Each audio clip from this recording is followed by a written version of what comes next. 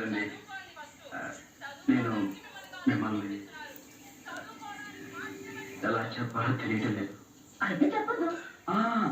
చెప్పకపోతే మనసంతా దిగులుగా ఉంటుంది. ఏమిటో మా నాన్నగారి వెనకాల కూర్చుని పాటలు పాడడం తప్ప ఎలాంటి మాటలు మాట్లాడడం నాకు చేస్తాడు. ఈ మధ్య మిమ్మల్ని కలిసిన దగ్గర నుంచి మనసులో ఏవేవో కొత్త కొత్త రాగాలు వినిపిస్తున్నాయి.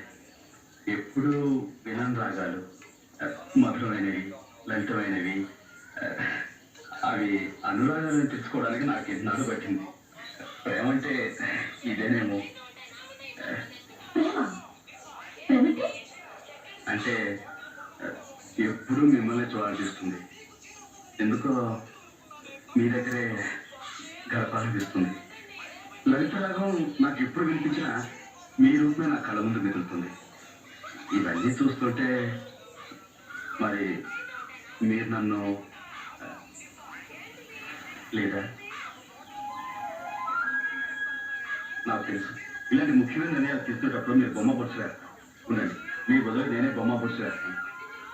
బొమ్మ పడితే మీరు నన్ను ప్రేమించవచ్చు, పొరుసు పడితే నన్ను ప్రేమించకూడదు.